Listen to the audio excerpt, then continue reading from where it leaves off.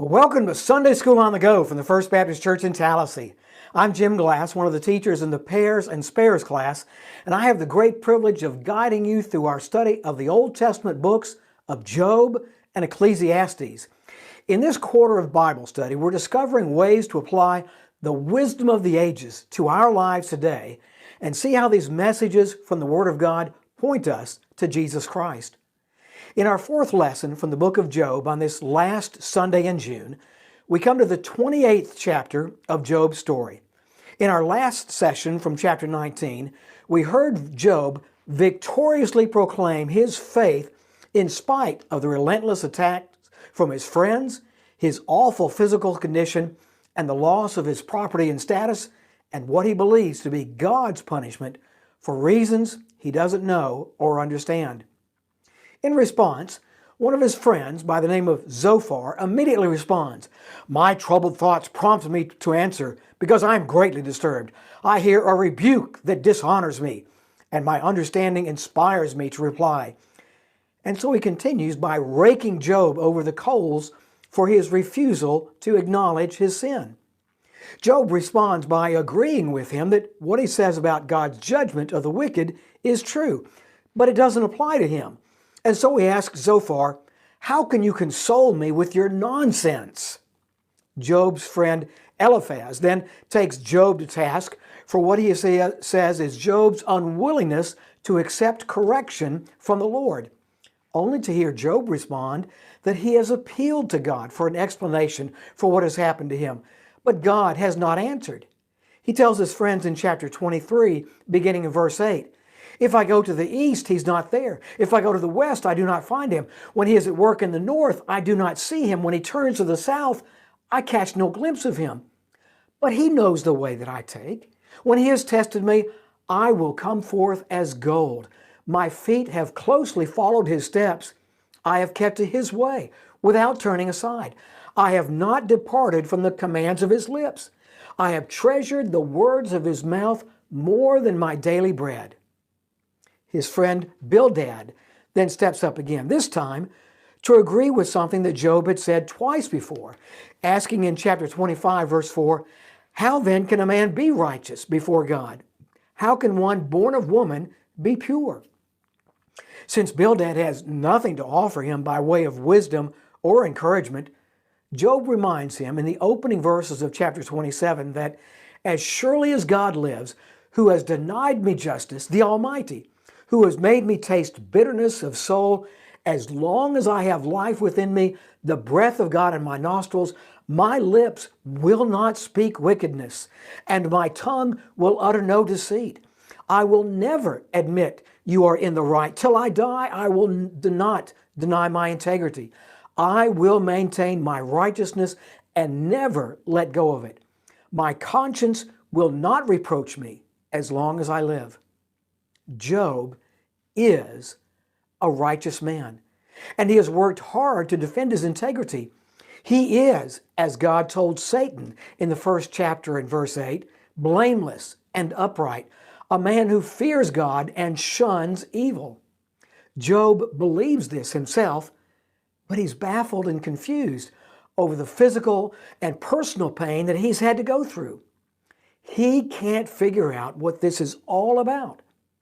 We know what's going on because we were briefed on the conversation in heaven back in the first chapter. But Job has no idea why this is happening. He has a good understanding of God's justice, that bad choices lead to bad consequences, and that the rejection of God is the worst choice anyone could make. So he rebels at his friend's charges that his current condition is the result of his sin.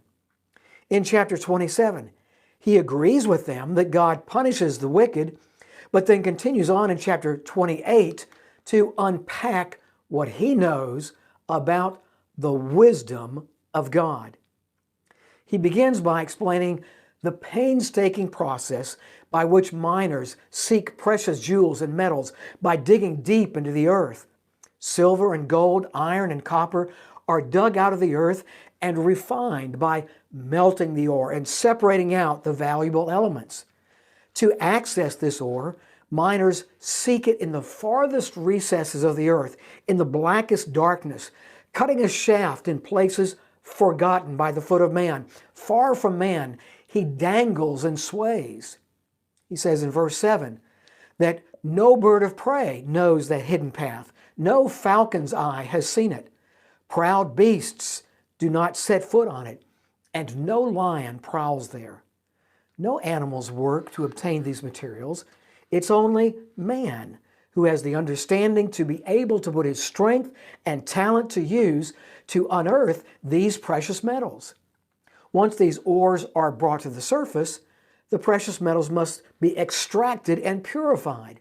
This takes a special skill that humans have developed over the years. The animals don't do anything like this, but humans have learned how to process the raw materials that contain gold and silver, iron and copper, sapphires and gold nuggets.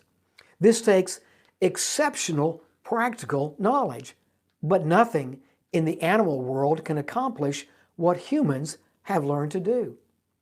So Job says in verse 10, he tunnels through the rock. His eyes see all its treasures. He searches the sources of the river and brings hidden things to light. Those hidden things he brings to light include how to extract precious metals and jewels from the earth. But there are hidden things that don't have their source in the physical world.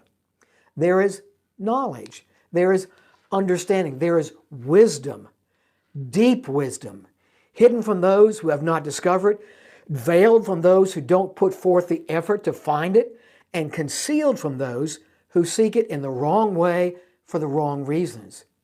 This is what he wants his friends to understand as he opens to them the way of wisdom in our focal passage for today's lesson found in verses 12 through 28.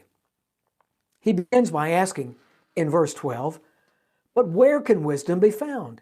And where is the place of understanding? Well, ask the elite academics and philosophers of our own day, and they will tell you that there is no such thing as wisdom. There is only opinion. Truth lies only in the mind of the individual. So what's true for you may not be true for me.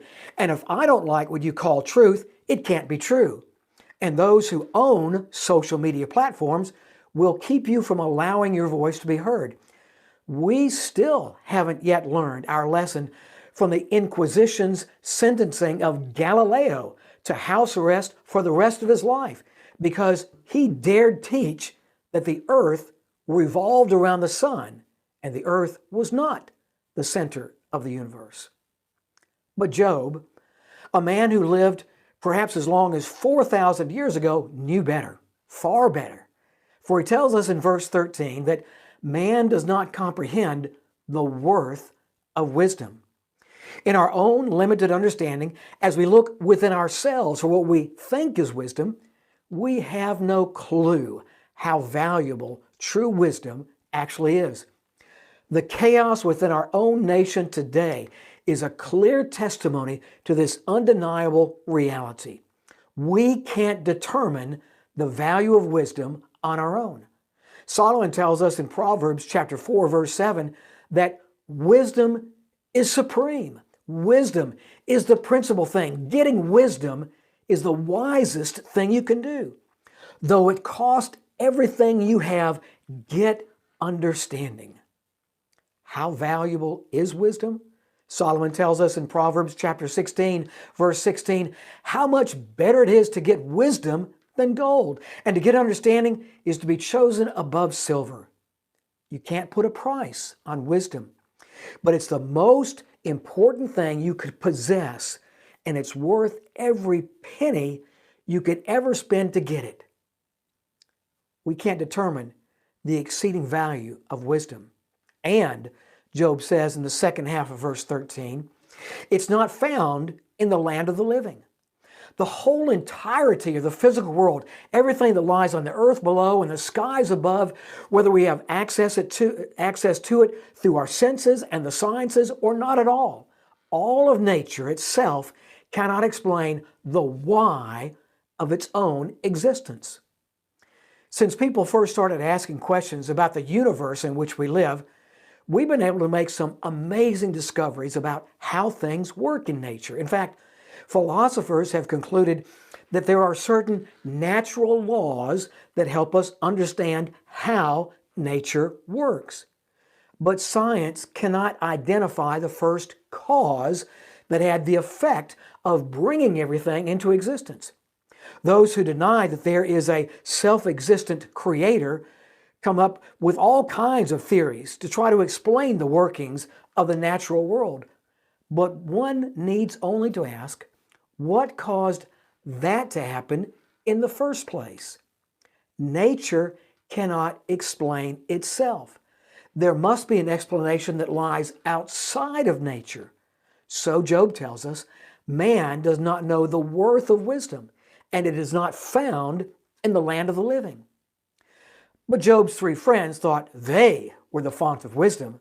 In chapter 12, verse 2, Job told them, "No doubt you are the only wise people in the world, and wisdom will die with you."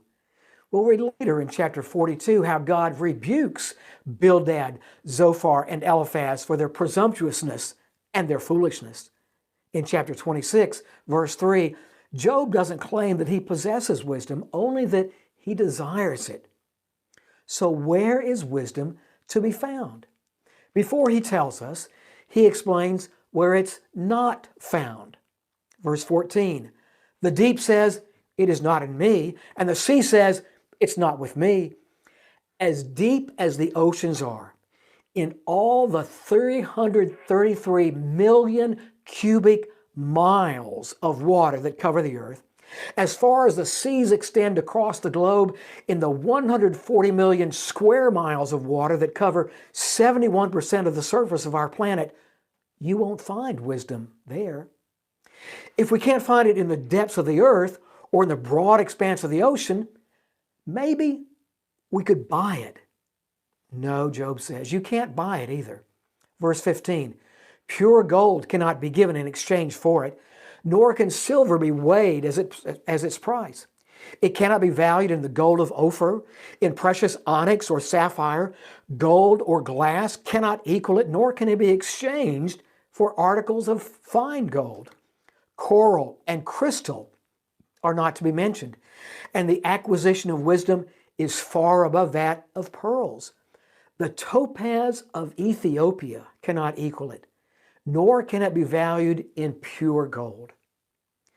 The gold in the mines of Egypt was found in quartz deposits deep within the earth, and Egyptian slaves would dig down as far as 180 feet to extract the quartz rock, bring it to the surface, break it into small fragments, run it through granite millstones to reduce it to a powder, and then the powder then washed with water to separate out the gold dust. Diodorus, a Greek historian who lived during the time of Julius Caesar, tells us that captured enemy soldiers and criminals were forced to work in these mines, bound in chains, working nonstop night and day. No rest, no intermission from toil are given either to the sick or the maimed, he writes. Neither the weakness of age nor women's infirmities are regarded. All are driven to work with the lash until at last, overcome with the intolerable weight of their afflictions, they die in the midst of their toil. Because of the extreme effort that went into mining this gold, he says, nature indeed, I think, teaches that as gold is obtained with immense labor, so it is kept with difficulty, creating great anxiety and attended in its youth both with pleasure and with grief. As a result, gold was extremely valuable. So shouldn't someone be able to take this most precious metal and buy wisdom with it?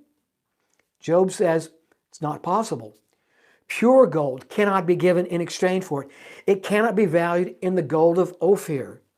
The gold of Ophir, probably found somewhere along the southeast coast of Arabia, was valued above all other forms of gold in the ancient world because it was found as nuggets and did not need to be extracted from quartz, making it purer than the best refined gold of the day.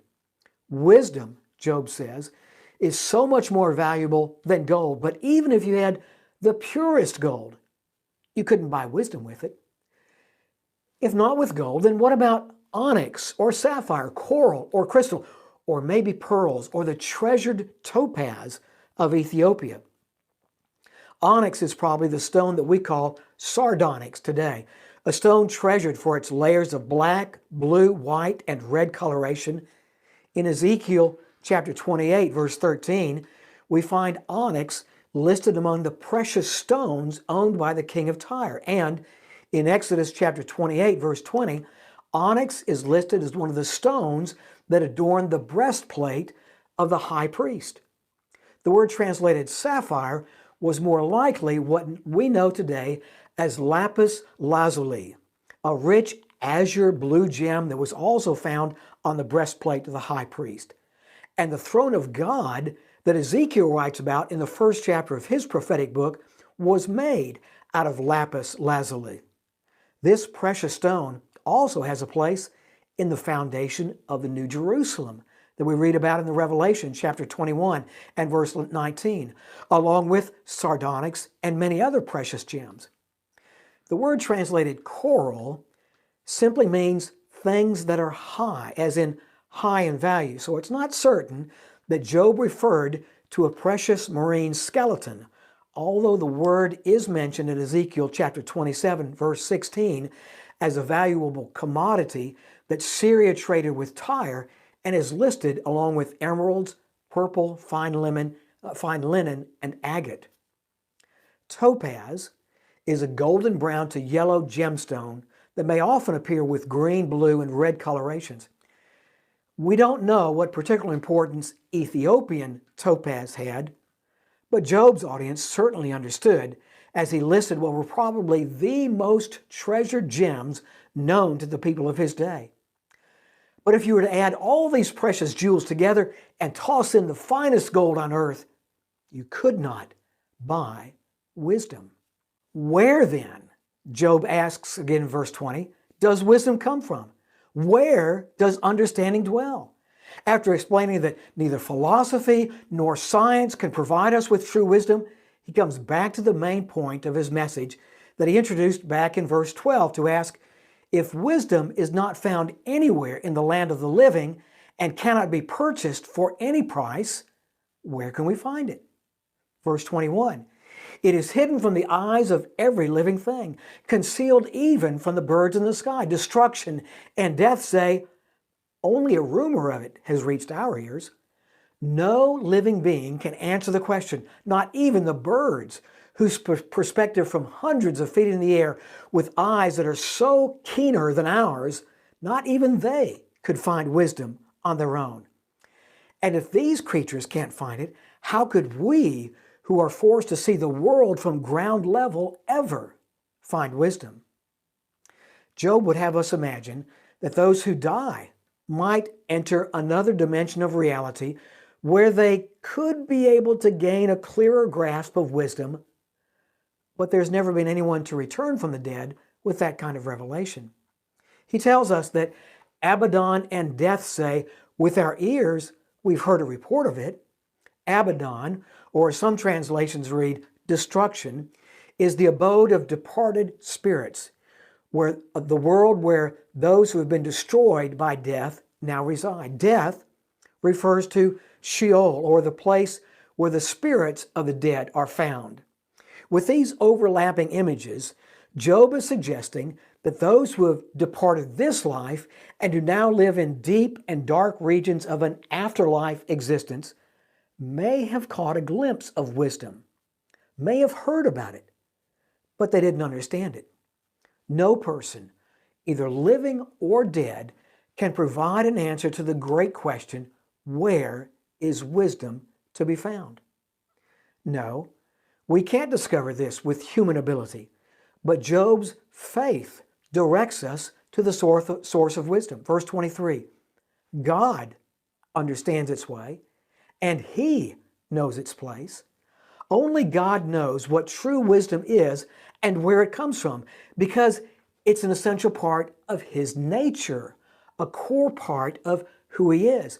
And from Him comes all wisdom, because He's the source of everything that we can truly call wisdom. Anything less is imperfect at best or a lie at worst. He knows the way of wisdom. In other words, he knows how wisdom works, how it reveals itself, and how creation functions, with a very obvious awareness that there is a master architect, an intelligent designer, and an all-powerful sustainer of his creation. Job tells us God understands. The name God appears at the beginning of the sentence to emphasize both the importance of God's knowing and to place it in stark contrast to all living from whom the wisdom of God is withheld. One commentary makes the contemporary application that this is as true now as it was in the time of Job. Man has carried the investigations of science almost infinitely further than he had then, but still, by the investigations of science, he has by no means superseded the necessity of revelation or shed light on the great questions that have, in all ages, so much perplexed the human race. It is only by direct communication, by His Word and by His Spirit, that man can be made to understand the reason of the divine doings.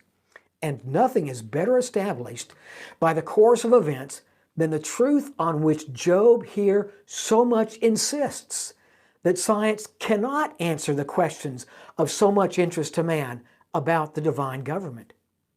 So Job uses the word for God that most clearly reflects that, the word Elohim.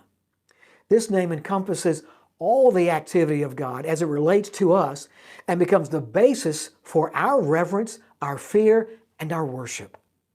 The name refers to His work in creation, as, for example, Jonah uses this name to speak of God as the God of heaven, who made the sea and the land, in verse 9 of his first chapter.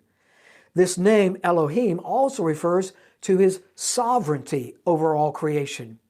In Isaiah chapter 54, verse 5, we read that He is the God of all the earth.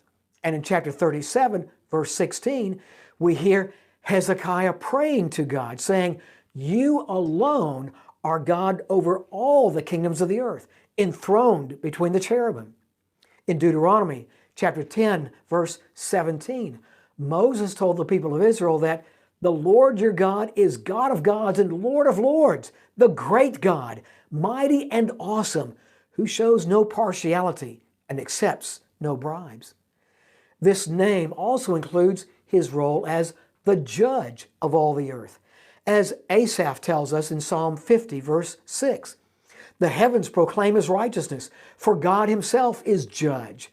And we read in Isaiah chapter 30, verse 18, that the Lord longs to be gracious to you. He rises to show you compassion. For the Lord is a God of justice. Blessed are all who wait for Him. The name Elohim also speaks of His majesty and His glory.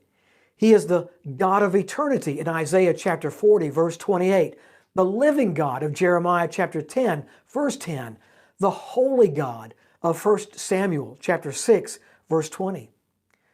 More than any other category, we find the name Elohim used to describe God as Savior. In 1 Chronicles chapter 16, verse 35, after the Ark of the Covenant had been returned to Israel, David called to the people, "Cry out, save us, O God our Savior. Gather us and deliver us from the nations, that we may give thanks to your holy name, that we may glory in your praise." We find the phrase, the God of Abraham, or the God of Abraham, Isaac, and Jacob, or some form like that, more than 100 times in the Old Testament. And David cries out in the opening verse of the 4th Psalm by praying, "Hear me when I call, O God of my righteousness. You have relieved me in my distress. Have mercy on me and hear my prayer." These are just a few examples of the 2,570 times this name of God appears in our Old Testaments. This is the God, Job says, who understands the ways of wisdom and knows where it can be found. Verse 24, for he looks to the ends of the earth and sees everything under the heavens. There is but one who possesses a perfect understanding of wisdom, and that is Elohim, whose gaze extends beyond the ends of the earth, who sees everything under the whole heaven, who is everywhere present, and after everything that exists in the physical world is taken away, he alone remains. For he is the one who created it all and the one who alone sustains his creation. Our knowledge is extremely limited when compared with God. But God looks to the ends of the earth. It's his complete and comprehensive knowledge that makes everything within his creation perfect. Because our knowledge is limited to what we can experience through our physical senses, it's impossible for us to be sure that truth beyond our experience exists, or that it has a direct impact on what we could see, hear, touch, taste, and smell. If we had such knowledge beyond our senses, we would have a truly different perspective, because we could see things as they are and not just as they appear. Only God has this perspective, and he has no limits on his understanding, because everything is within range of his sight, so that he sees everything under the whole heaven. As his knowledge of earthly things is unlimited, so is his knowledge of heavenly things as well. And not just the heavenly things in a material sense, the sun, moon, stars, planets, and other celestial objects. He knows the causes, the principles, the ends, and he wrote the laws of nature that govern, order, and maintain everything in existence. That's why David wrote in Psalm 139, verse 6, such knowledge is too wonderful for me, too lofty for me to attain. Not only did God create everything in existence and sustain everything in his creation, he also established the laws by which everything operates. And Job offers us examples of these laws. In verse 25, he says, when he established the force of the wind and measured out the waters, when he made a decree for the rain and a path for the thunderstorm, then he looked at wisdom and appraised it. He confirmed it and tested it. God sends the wind and the rain as he determines best. And he does this by his wisdom, giving each the exact force and quantity to accomplish the specific goals he set. Everything in creation is providentially linked with everything else in creation to operate in the perfect order and the perfect beauty that God intended. Everything is directed, ruled, and governed by his infinite wisdom. As a result, we're not accidental byproducts of random processes of nature. We were intentionally and purposefully designed and born at a time and place and in a manner and for a purpose of his choosing as his wisdom saw best. Nothing happens by accident. God made a decree for the rain and a path for the thunderstorm. Just two very small examples. Solomon, in Proverbs chapter 8, beginning in verse 25, recognized this when he records wisdom speaking for itself, saying, I was appointed from eternity, from the beginning, before the world began. When there were no oceans, I, wisdom, was given birth. When there were no springs abounding with water, before the mountains were settled in place, before the hills, I was given birth. Before he, meaning God, made the earth or its fields or any of the dust of the world, I was there.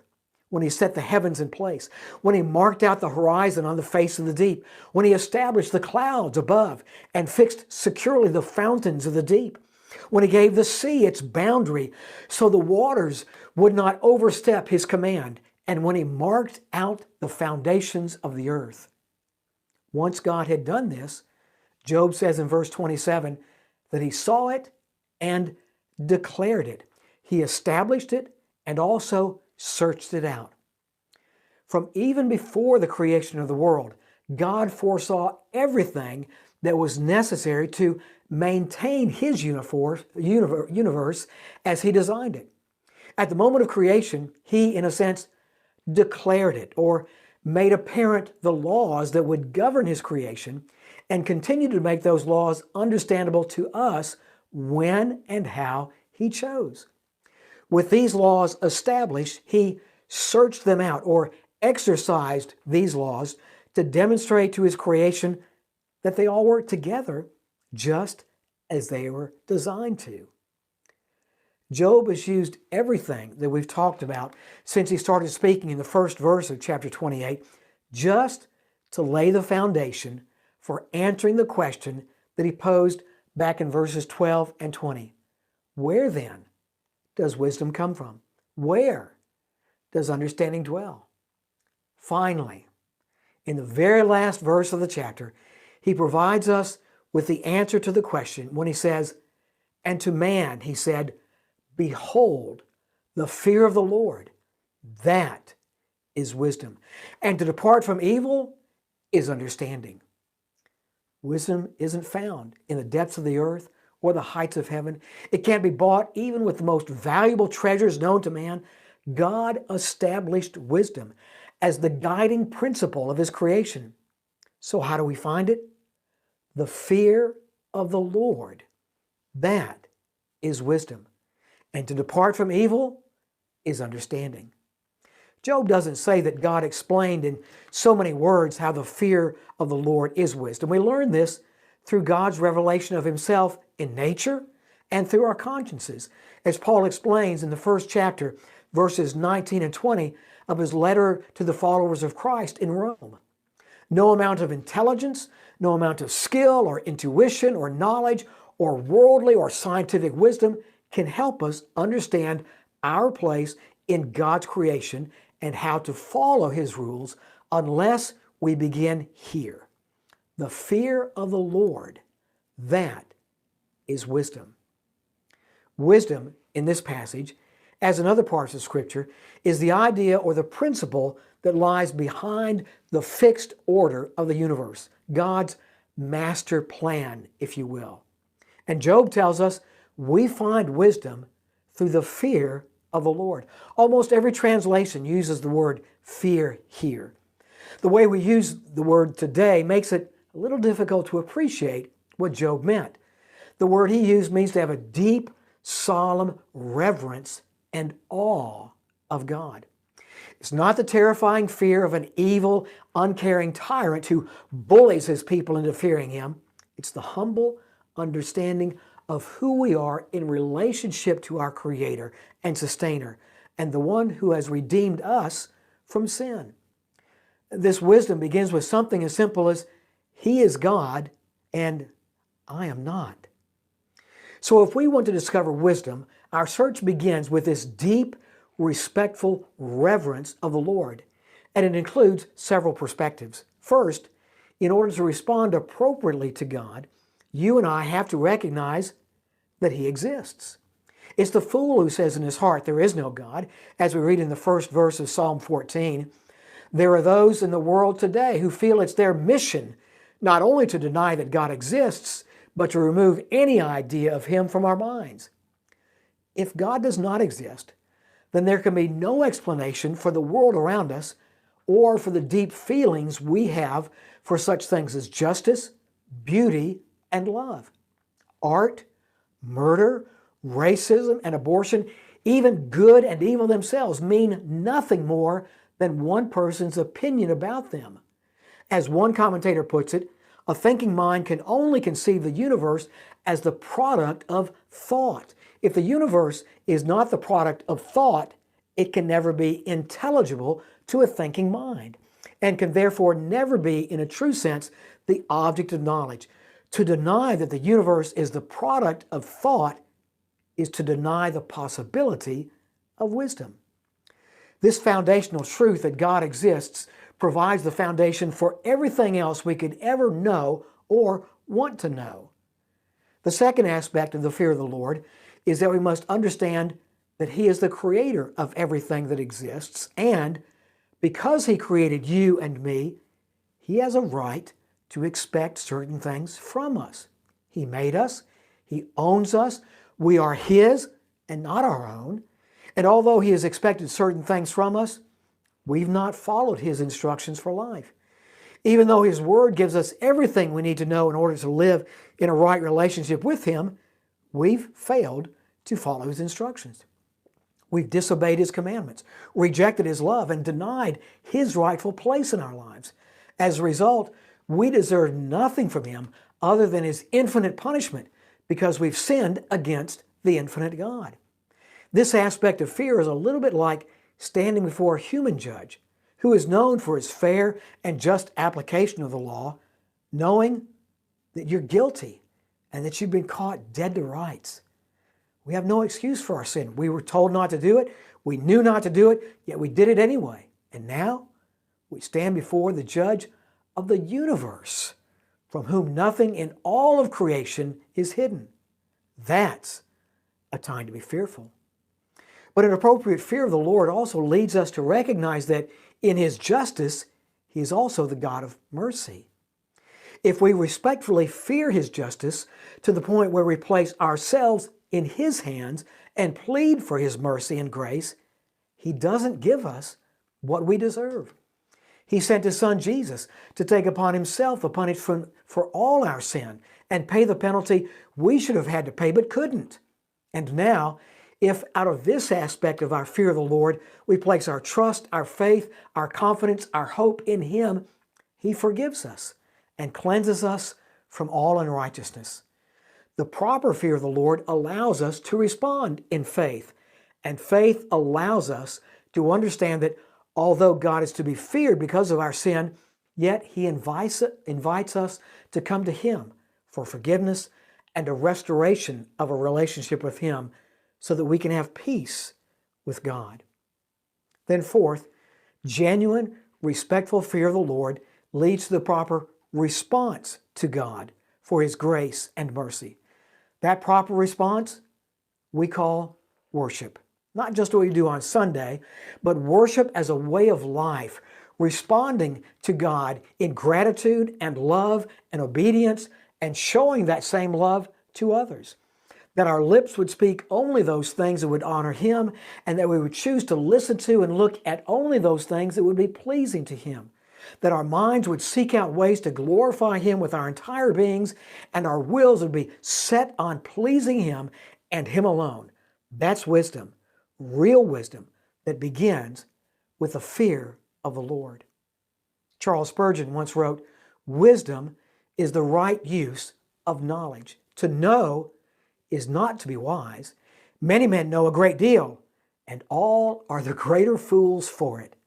There is no fool so great a fool as a knowing fool. But to know how to use knowledge aright is to have wisdom." So in the second half of verse 28, we find that if we have truly discovered wisdom, if we truly fear the Lord through a life of awe and reverence, then we will depart from evil to demonstrate that we have an understanding of God's wisdom. To forsake evil in every way is the way of wisdom. Wisdom that's not practically applied to live righteously and virtuously is not wisdom. For if we fear the Lord as we ought, our lives will reflect that reverence and respect as we turn from evil. In the Proverbs, Solomon connects wisdom with its practical application in such places as chapter 16, verse 6, where we read, "Through the fear of the Lord, a man avoids evil. The two are forever inseparably connected." We know that Job had at least a part of this wisdom, for we heard God Himself say in chapter 2, verse 3, "There is no one on earth like him. He is blameless and upright, a man who fears God and shuns evil." So Job concludes his speech in chapter 28 with a tone of triumphant faith once again. Since God has created a universe governed by His perfect wisdom, it's inconsistent with that wisdom for someone like himself who has allowed God's wisdom to order his life to be punished unjustly. As a result, it's not possible that his affliction should be the punishment of an ungodly man. Even though he's unable to figure out the reason for his pain and suffering, he still holds fast and immovable to his fear of the Lord, and also tells his friends to do the same. So Job could well have rejoiced with Paul 2,000 years later when he wrote in Romans chapter 11, beginning in verse 33, "Oh, the depth of the riches of the wisdom and knowledge of God. How unsearchable his judgments and his paths beyond tracing out. Who has known the mind of the Lord? Or who has been his counselor? Who has ever given to God that God should repay him? For from him and through him and to him are all things. To him be glory forever. Amen." Job may be wrong when he speculates about God and the reasons for his suffering, and he may be led astray when trying to explain his pain. But there's no mistake about the necessity of departing from evil and seeking wisdom. There, he knows he's right. There, his feet are on a firm foundation. The one who continually seeks to follow the path of wisdom by avoiding evil will gain a clearer understanding of the ways and the wisdom of God. And without that diligent search, every quest to find a life of hope, of balance, of peace, and of meaning will lead nowhere. With these words, Job's three friends are silenced, and we hear nothing from them again. Job, ever faithful in spite of his pain and confusion, humbly submits himself to God's wisdom by placing the fear of God, which is our true wisdom, before himself and his friends as the goal they all should be striving to attain, the goal that we also should be seeking with all our strength. Thank you for being part of our study of Job and his unfailing trust in our faithful God in spite of his tragic circumstances. Next week, we move ahead to chapter 36, verses 8 through 23, where we'll hear a new participant in Job's ordeal renew the old claims while appearing to speak for God. May God bless you as you feast on his word today and throughout the week to come, as you reflect on the tragedies that came into Job's life and his response of authentic faith. May your relationship with the Lord grow stronger as you bring to God the worship he deserves and show that you've grasped his wisdom by turning from evil in all its forms so that others would come to fear the Lord as well. As always, as it's still a good thing to do, keep calm, trust in the Lord, and wash your hands. God bless you.